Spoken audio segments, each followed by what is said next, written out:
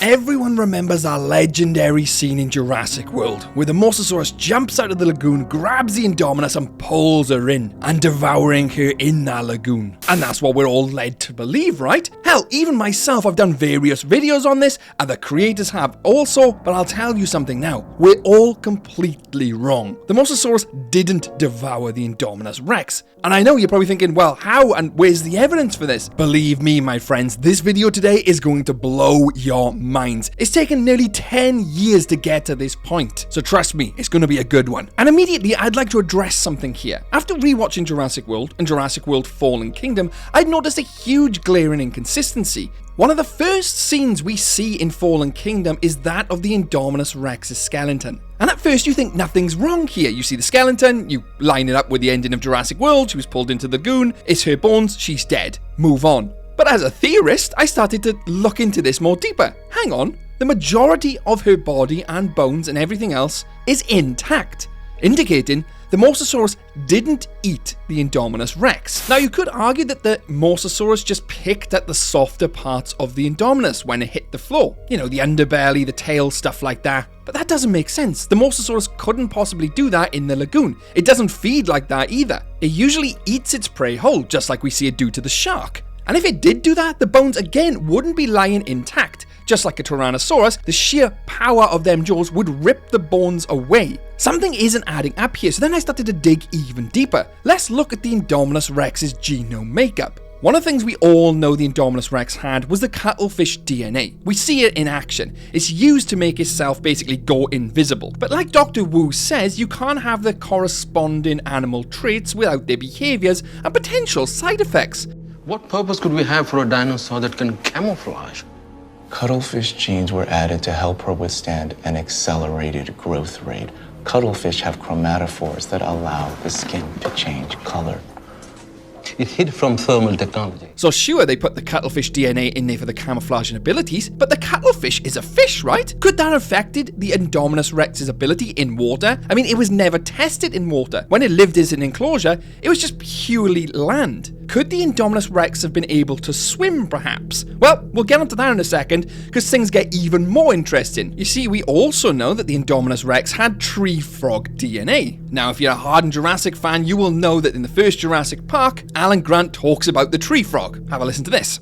Amphibian DNA. The film said they used frog DNA to fill in the gene sequence gaps. They mutated the dinosaur genetic code and blended it with that of frogs. Now, interestingly enough, the common tree frog is not poisonous to humans. They're not toxic, but they can secrete mild toxins that cause skin irritation or sickness if ingested by animals. And it actually says it's best to avoid touching them. Could this then build into the theory as to why we see the Indominus Rex's skeleton intact? But hang on, we're completely forgetting something here. Why would the Mosasaurus grab it in the first place, if not to eat it? Well, it's pretty obvious it did. It grabbed it to eat it, so the bones of the Indominus shouldn't be left intact. So what happened when it went into the lagoon? You see, it's pretty obvious that the Mosasaurus wasn't able to swallow the Indominus Rex whole. Even if it could, look at all the Indominus Rex spikes. But something else happened in that lagoon. You see, when it grabbed it and dragged it in, I believe it tasted the toxins.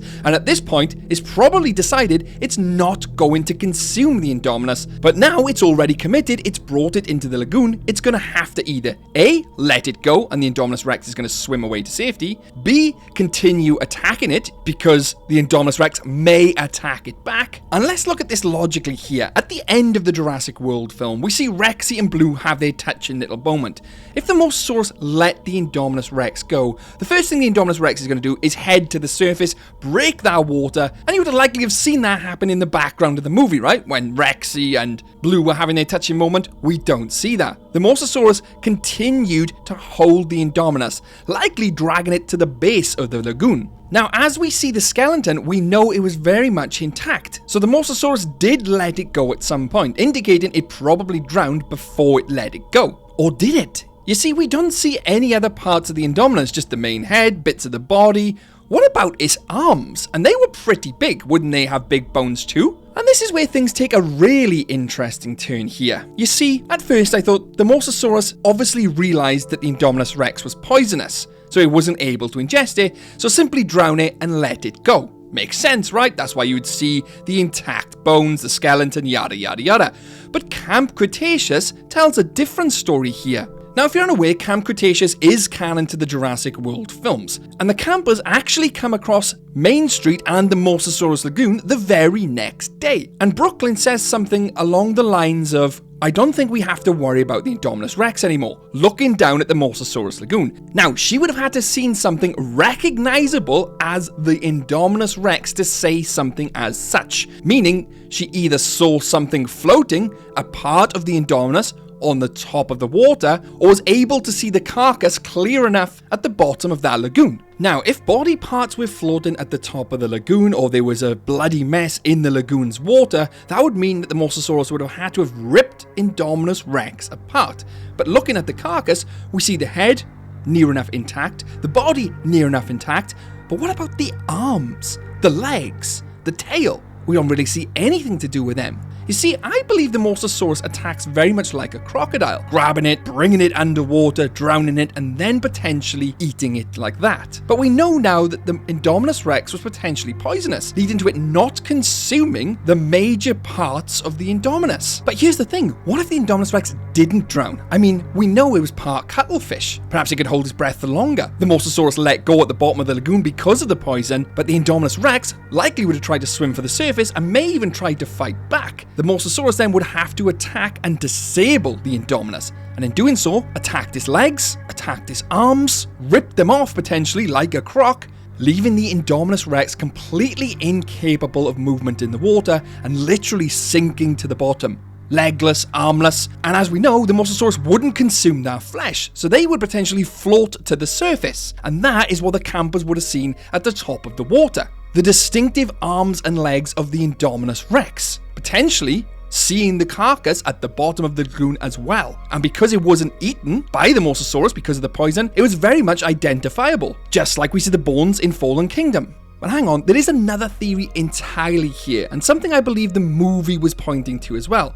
We know Blue and Rexy attacked the Indominus because it was a foreign object, an unnatural abomination, and they knew it was too dangerous. Wasn't part of the ecosystem, so they ganged up. Is it possible that the Mosasaurus also recognized this, and the goal was never to feed and eat the Indominus, but to kill it?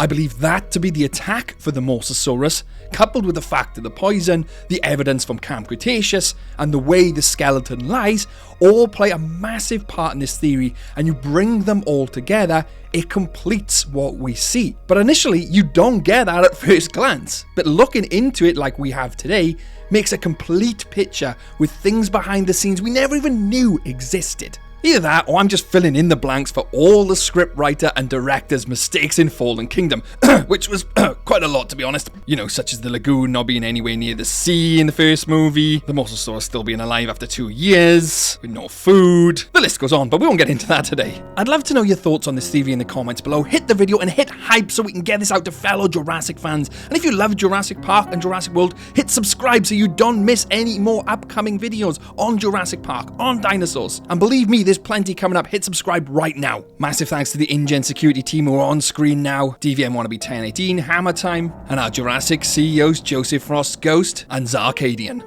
And if you happen to come across the Indominus Rex out in the open, could your day get any worse? You bet Jurassic can. Catch you later.